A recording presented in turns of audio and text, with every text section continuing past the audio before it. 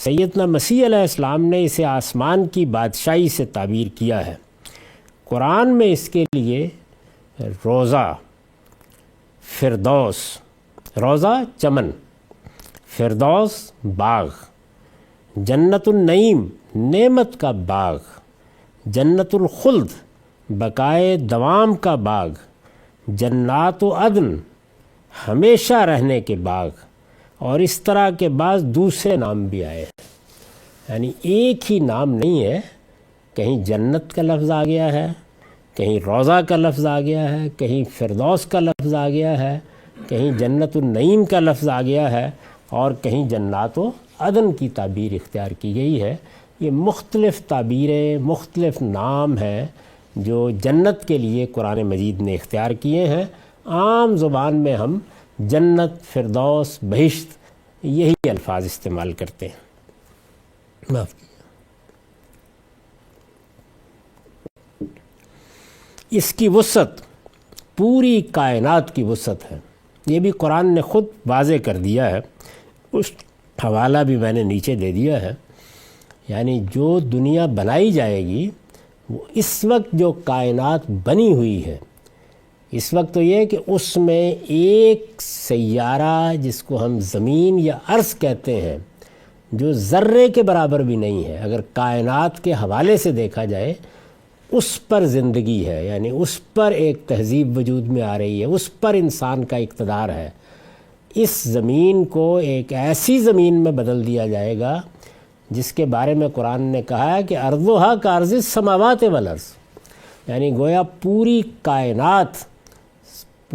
کائنات انسان کی اور جنات کی اقامت کا بن جائے گی، ابدی اقامت کا۔ اس کی وسعت پوری کائنات کی وسعت ہے۔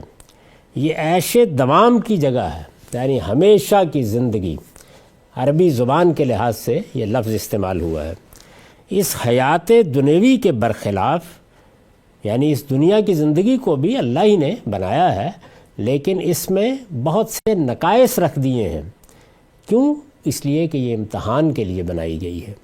اس حیات دنیوی کے برخلاف اس میں زندگی کے، اس میں یعنی جنت کی زندگی میں، عیش دوام کی زندگی میں، اس حیات دنیوی کے برخلاف اس میں زندگی کے ساتھ موت، لذت کے ساتھ الم، خوشی کے ساتھ غم، اطمینان کے ساتھ اضطراب، راحت کے ساتھ تکلیف، اور نعمت کے ساتھ نقمت کا کوئی تصور نہیں۔ یعنی دنیا کی زندگی میں تو یہ زوجین ہے، اگر کہیں پہ خوشی ہے تو ساتھ ہی غم بھی ہوگا، اطمینان کے چند دن آ جائیں گے تو اضطراب بھی دروازے پر دستک دے رہا ہوگا۔ تو یہاں یہ چیزیں اسی طرح آتی ہیں جوڑوں کی صورت میں، لیکن وہاں اس کا کوئی تصور نہیں ہے۔ اس کا آرام دائمی ہے، اس کی لذت بے انتہا ہے۔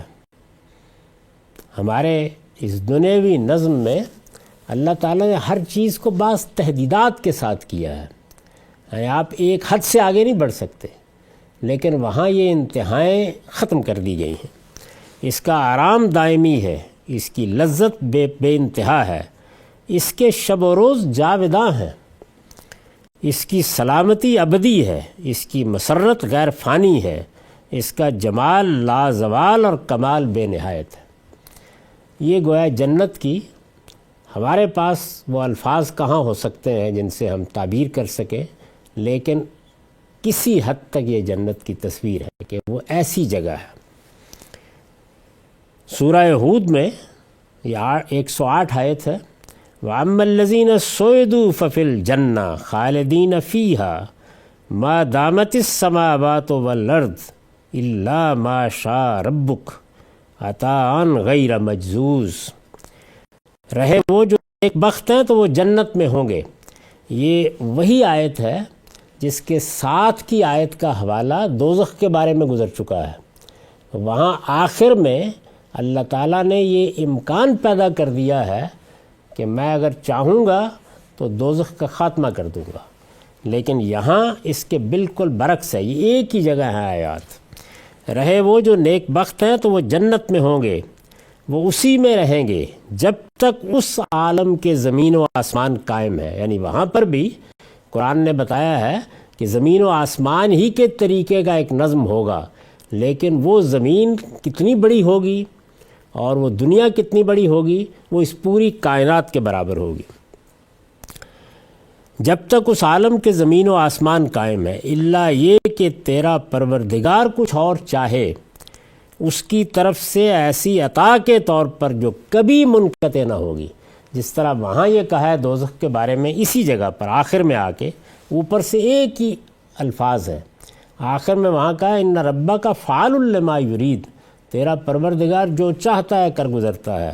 یہاں اس کے بالکل برخلاف یہ کہا ہے عطاءً غیر مجزوز، یعنی یہ ایسی عطا ہے کہ جو کبھی ختم نہیں ہوگی، کبھی منقطع نہیں ہوگی، اور یہ بتا دیا ہے کہ یہ اللہ کا وعدہ ہے، اور یہ ابدی زندگی انسان کو بھی اور جنات کو بھی اگر وہ صالحین میں ہوں گے تو ملنے والی ہے۔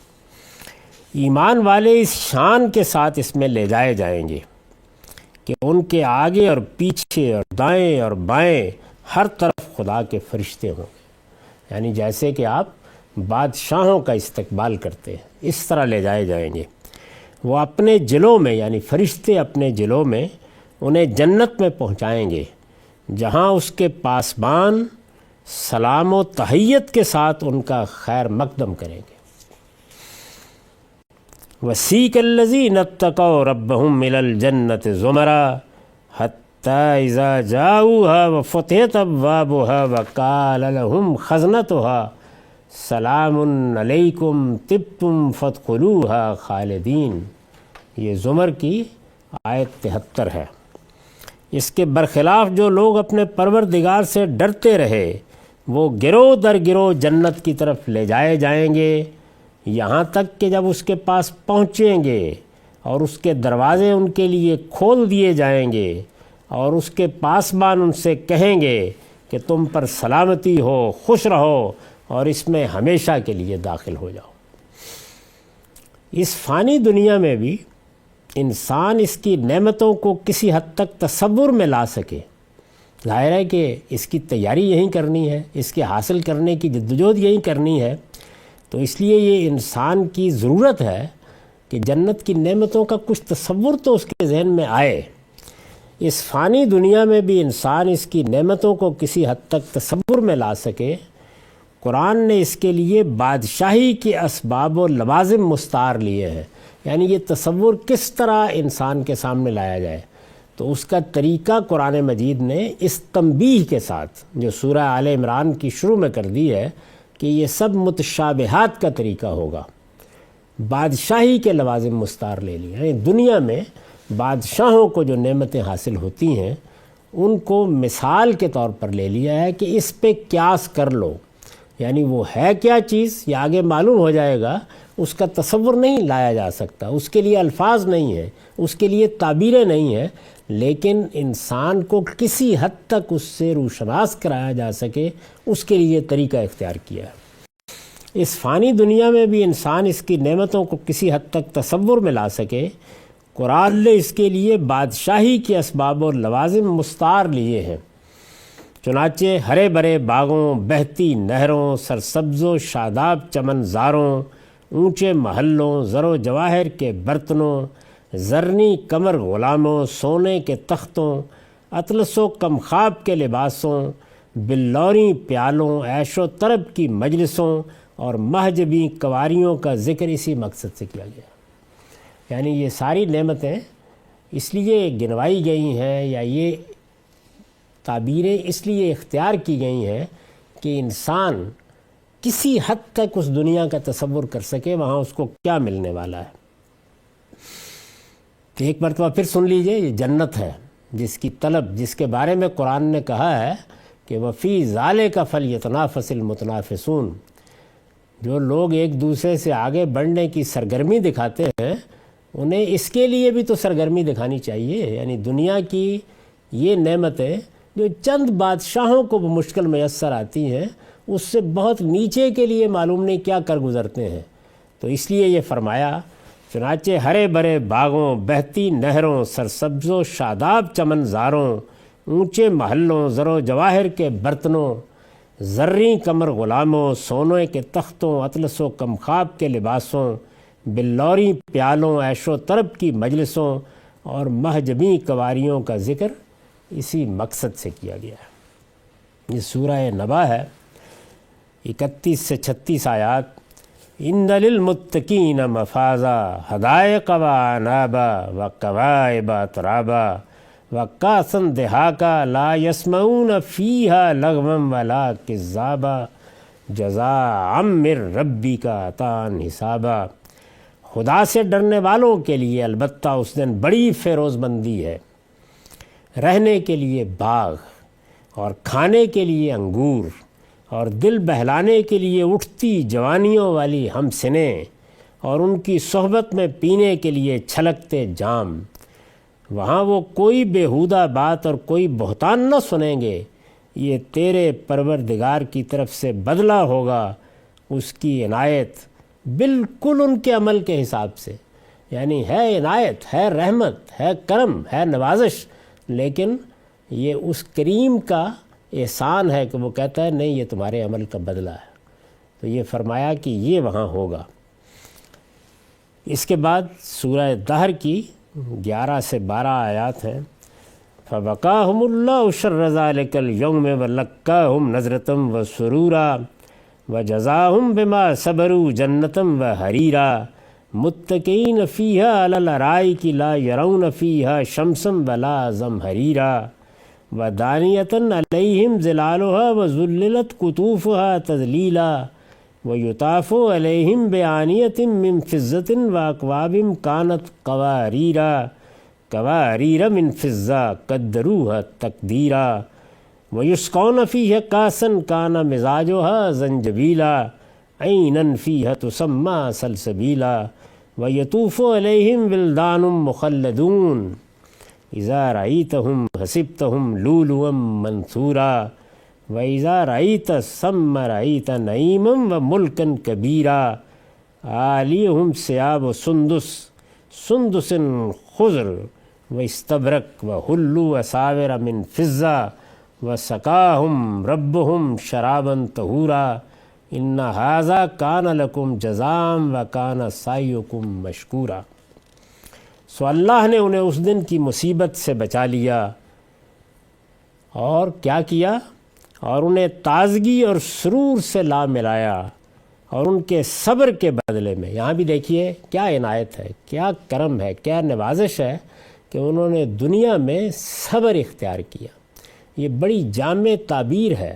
ہر قدم پر انسان جب اپنے آپ کو صحیح موقف پر ثابت قدم بھی رکھتا ہے، اور جو مشکلات آتی ہیں، جو ترغیبات سامنے آتی ہیں، ان سب کو صحیح طریقے سے دیکھتا بھی ہے، اور بہرحال تقوی اور ڈسپلن ہی کو اپنائے رکھتا ہے، تو اس کو ایک لفظ سے اگر تعبیر کرنا ہو تو ہم کہہ سکتے ہیں کہ اس نے صبر کی زندگی بسر کی ہے۔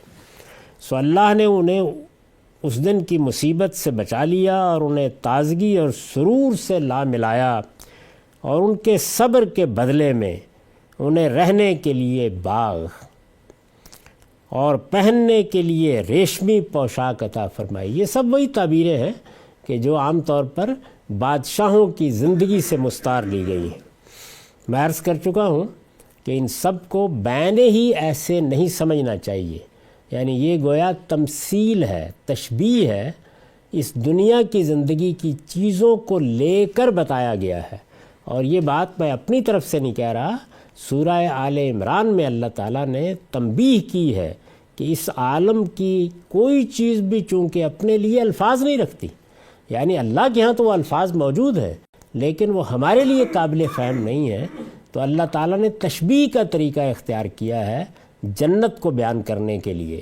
جن آیتوں میں یہ بیان کی گئی ہیں انہیں آیات متشابہات کہا جاتا ہے، اس کی وجہ یہی ہے۔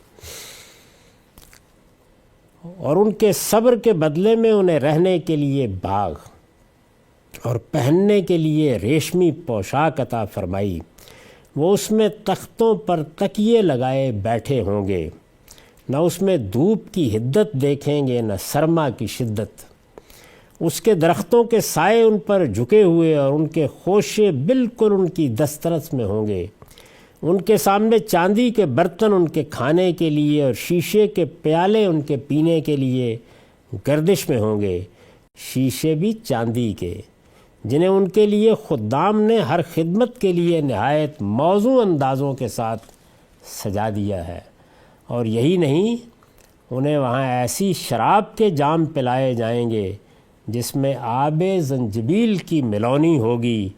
یہ بھی جنت میں ایک چشمہ ہے جسے سلسبیل کہا جاتا ہے۔ ان کی خدمت میں وہ لڑکے جو ہمیشہ لڑکے ہی رہیں گے، دوڑتے پھرتے ہوں گے۔ تم ان کو دیکھو گے تو یہی خیال کرو گے کہ موتی ہیں جو بکھیر دیے گئے ہیں، اور دیکھو گے تو جہاں دیکھو گے وہاں بڑی نعمت اور بڑی بادشاہی دیکھو گے۔ یہ دیکھیے وہی بادشاہی کی تعبیر کو آگے کھول بھی دیا ہے۔ وہاں بڑی نعمت اور بڑی بادشاہی دیکھو گے، اس حال میں کہ ان کے اوپر کی پوشاک ہی سبز سندس اور استبرق کے کپڑے ہیں، ان کو چاندی کے کنگن پہنا دیے گئے ہیں، اور ان کے پروردگار نے، سبحان اللہ، اور ان کے پروردگار نے انہیں خود اپنے حضور میں شراب طہور پلائی ہے۔ اس سے آگے انسان کیا تصور کر سکتا ہے؟ یعنی بارگاہ خداوندی میں، اس مجلس میں خود پروردگار کی طرف سے یہ میزبانی ہو رہی ہے۔ یقیناً تمہارے لیے یہ تمہارے عمل کا صلہ ہے، اور تمہیں مبارک کہ تمہاری سعی مشکور ہوئی، یعنی قبول کر لی گئی۔ سبحان اللہ۔ یہ جنت کی چند تصویریں ہیں، یعنی ظاہر ہے کہ قرآن مجید میں یہ تصویریں جگہ جگہ ہیں، ان میں سے چند مقاماتی کا انتخاب کیا جا سکتا تھا تاکہ کچھ اندازہ ہو جائے کہ قرآن اس کو کیسے پیش کرتا ہے۔ اسی طرح فرمایا ہے کہ جنت کے لوگ جو چاہیں گے ملے گا، یعنی یہ تو گویا ایک تصویر ہے، اس کے ساتھ یہ وضاحت کر دی گئی ہے کہ لکم فیہا ما تشتہی انفسکم، جو چاہو گے ملے گا باقی۔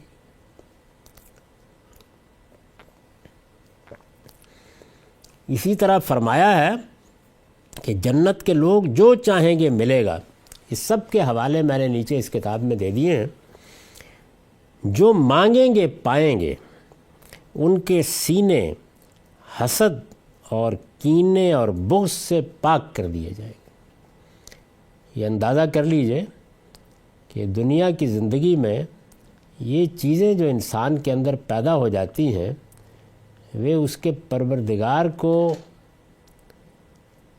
کتنی زیادہ مبغوض ہیں، یعنی وہ اپنی جنت میں سینوں کو ان سے پاک کر دے گا۔ وہ زندگی جنت کی کیا زندگی ہوئی کہ جس میں یہ سب نعمتیں تو ہوں لیکن اندر کی جلنی میں انسان کڑ کڑ کے مر رہا ہو، تو ان سب چیزوں سے پاک کر دے گا۔ ان کے سینے حسد اور کینے اور بغض سے پاک کر دیے جائیں گے۔ وہ بھائیوں کی طرح تختوں پر آمنے سامنے بیٹھے ہوں گے، یعنی محبت، مودت، تعلق خاطر، اعتماد، کوئی گلہ نہیں، کوئی شکایت نہیں، ان کے سینوں کو ان چیزوں سے پاک کر دیا جائے گا۔ وہ بھائیوں کی طرح تختوں پر آمنے سامنے بیٹھے ہوں گے۔ ان میں سے ایک ایک لفظ قرآن مجید سے لیا گیا ہے اور اس کے حوالے دے دیے گئے ہیں۔ وہ بھائیوں کی طرح تختوں پر آمنے سامنے بیٹھے ہوں گے، نہ وہاں سے نکالے جائیں گے، نہ کبھی اکتا کر نکلنا چاہیں گے۔ یہ بھی ہوتا ہے نا کہ انسان خیال کرتا ہے کہ اچھا ایسی نعمتیں ہوں گی تو اکتا نہیں جائیں گے، اس لیے کہ دنیا میں تو یہ چیز ہے۔ تو فرمایا نہیں، جس پروردگار نے یہ عارضی دنیا بنا کر اس میں اتنی کشش پیدا کر دی ہے، وہ جب اس کو بنائے گا اور پھر تمہیں بھی نئے سرے سے بنائے گا تو اس میں کیا چیزیں پیدا ہو جائیں گی۔ نہ وہاں سے نکالے جائیں گے، نہ کبھی اکتا کر نکلنا چاہیں گے، اور نہ کسی آزار میں مبتلا ہوں گے۔ یا بیماریاں ہیں، تکلیفیں ہیں، بڑھاپا ہے، نشیب فراز، اور نہ کسی آزار میں مبتلا ہوں گے۔ اس کی نعمتیں ہر دفعہ نئے حسن، نئی لذت اور نئے ذائقے کے ساتھ سامنے آئیں گی۔ یعنی یہ بھی نہیں کہ بس آپ نے ایک مرتبہ انگور کھا لیے ہیں تو ویسے ہی دوبارہ ہوں گے۔ ہر مرتبہ اس کی نعمتیں ہر دفعہ نئے حسن، نئی لذت اور نئے ذائقے کے ساتھ سامنے آئیں گی۔ ایک ہی پھل جب بار بار کھانے کے لیے دیا جائے گا تو ہر مرتبہ لذت، حسن اور ذائقے کی ایک نئی دنیا اپنے ساتھ لے کر آئے گا۔ ہر طرف پاکیزگی، ہر طرف نزاہت، نہ ماضی کا کوئی پچھتاوا، نہ مستقبل کا کوئی اندیشہ۔ پھر سب سے بڑھ کر خدا کی رضوان، خدا کی رضامندی، خدا کی خوشنودی، پھر سب سے بڑھ کر خدا کی رضوان، اور اس کے جواب میں اس کے بندوں کی طرف سے حمد و ثنا کے زمزمے اور تسبیح و تہلیل کا سرود سرمدی، جس سے جنت کی فضائیں شب و روز معمور رہیں گی۔ یعنی اس وقت دنیا کی زندگی میں عبادات کا ایک نظم ہے جو قائم کیا گیا ہے۔ اس کائنات کا پروردگار اور پروردگار کی بارگاہ، اس کی خوشنودی اور رضامندی، اس کی بادشاہی میں جب ہوں گے تو اس موقع کے اوپر اس نظم کی ضرورت نہیں رہے گی، لیکن ادھر نعمتوں کی یہ فراوانی ہوں گی اور ادھر بندوں کا یہ رسپانس ہوگا کہ حمد و ثنا کے زمزمے ہر طرف سے، یعنی اللہ کی حمد، اللہ کی ثنا، اللہ کی تسبیح، یہی زبانوں پر کلمات ہوں گے، اور تسبیح و تہلیل کا سرود سرمدی، جس سے جنت کی فضائیں شب و روز معمور رہیں گی۔ جب کوئی آدمی داخل ہوگا تو یہی نغمے ہوں گے جو انسانوں کی زبان پر ہوں گے، یہی سرود ہوگا جو ہر طرف سنا جائے گا۔ نبی صلی اللہ علیہ وسلم نے، یہ اب تک قرآن تھا، نبی صلی اللہ علیہ وسلم نے مزید وضاحت کی ہے کہ جنت میں رہنے والے کھائیں گے اور پئیں گے، لیکن نہ تھوکیں گے، نہ بول و براز کی ضرورت محسوس کریں گے۔ یہاں تو ظاہر ہے کہ رفع حاجت کرنا پڑتی ہے، لیکن نہ تھوکیں گے، نہ بول و براز کی ضرورت محسوس کریں گے، نہ ناک سے رطوبت نکلے گی، نہ بلغم اور کھنکار جیسی چیزیں ہوں گی۔ یعنی رسول اللہ صلی اللہ علیہ وسلم نے حدیثوں میں ان جزیات تک بتایا ہے کہ وہ کیسی پاکیزہ جگہ بن جائے گی، کیسی ہر آزار سے پاک جگہ ہوگی، وہاں کے پسینے سے مشک کی خوشبو آئے گی، وہ ایسی نعمتوں میں رہیں گے کہ کبھی کوئی تکلیف نہ دیکھیں گے، نہ ان کے کپڑے بوسیدہ ہوں گے، نہ جوانی زائل ہوگی۔ ایک ایک چیز کو آپ دیکھیے کہ ایسے لگتا ہے کہ جیسے دنیا کی زندگی کو اسے سامنے رکھ کر اس کے برعکس بنایا گیا ہے۔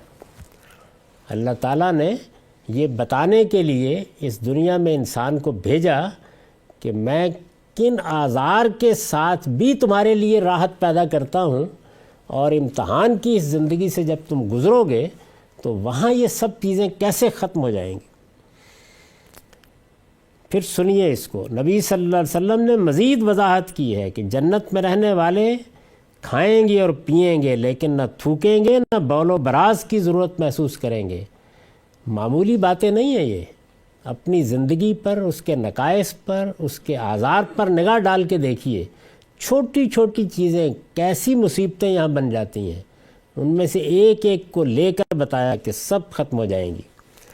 کھائیں گے اور پئیں گے، لیکن نہ تھوکیں گے، نہ بول و براز کی ضرورت محسوس کریں گے، نہ ناک سے رطوبت نکلے گی، نہ بلغم اور کھنکار جیسی چیزیں ہوں گی، وہاں کے پسینے سے مشک کی خوشبو آئے گی، وہ ایسی نعمتوں میں رہیں گے کہ کبھی کوئی تکلیف نہ دیکھیں گے، نہ ان کے کپڑے بوسیدہ ہوں گے، نہ جوانی زائل ہوگی۔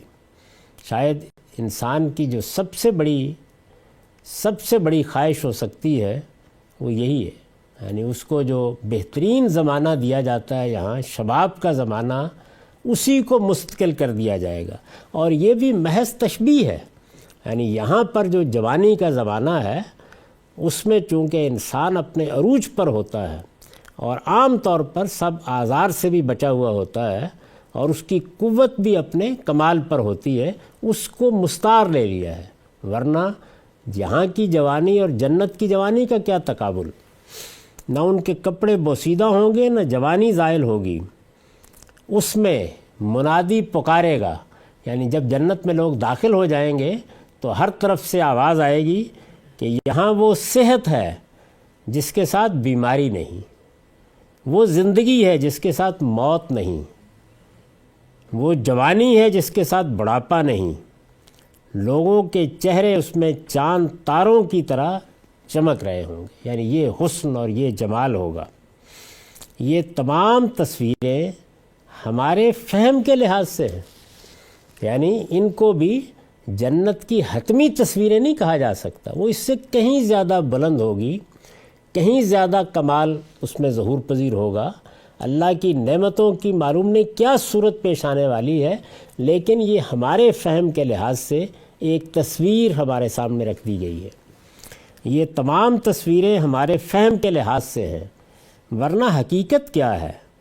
اس کی بہترین تعبیر وہی ہے جو رسول اللہ صلی اللہ علیہ وسلم نے اختیار فرمائی ہے۔ یعنی ایک موقع کے اوپر رسول اللہ نے اس کی تصویر کھینچی ہے، تو میرے نزدیک وہ بہترین تعبیر ہے۔ یہ تمام تصویریں ہمارے فہم کے لحاظ سے ہیں، ورنہ حقیقت کیا ہے؟ اس کی بہترین تعبیر وہی ہے جو رسول اللہ صلی اللہ علیہ وسلم نے اختیار فرمائی ہے کہ اس میں یعنی جنت میں اللہ تعالیٰ نے اپنے بندوں کے لیے وہ کچھ مہیا کیا ہے جسے نہ آنکھوں نے دیکھا، نہ کانوں نے سنا، اور نہ کسی انسان کے دل میں اس کا خیال کبھی گزرا ہے۔ یہ جو ارشاد فرمایا ہے یہ اسی تنبیہ کے لیے ہے کہ جو تصویریں تم دیکھتے ہو قرآن میں، حدیث میں، یہ تصویریں تمہارے فہم کے لحاظ سے ہیں، ورنہ اصل میں جنت کیا ہوگی اس کا یہاں کوئی تصور دلایا ہی نہیں جا سکتا۔ یہی اسلوب قرآن میں بھی ہے، یعنی رسالت مآب صلی اللہ علیہ وسلم نے یہ تعبیر اختیار کی، قرآن میں بھی یہی اسلوب ہے۔ سورہ سجدہ کی آیت 17 ہے، فَلَا تَعْلَمُ نَفْسٌ مَّا أُخْفِيَ لَهُم مِّن قُرَّةِ أَعْيُنٍ جَزَاءً بِمَا كَانُوا يَعْمَلُونَ۔ سو کسی کو پتہ نہیں کہ ان کے اعمال کے صلے میں ان کے لیے آنکھوں کی کیا ٹھنڈک چھپا رکھی گئی ہے، یعنی وہ کیا چیز ہے، اس میں کیا ملنے والا ہے، وہ نعمت وہ سراسر نعمت کس طرح ظہور پذیر ہوگی کوئی نہیں جانتا۔ خلاصہ وہی ہے کہ نہ اس میں ماضی کا کوئی پچھتاوا، نہ مستقبل کا کوئی اندیشہ، تم جو چاہو گے، جو مانگو گے وہاں دے دیا جائے گا۔ اقول قولی ھذا واستغفر اللہ لی ولکم ولسائر المسلمین۔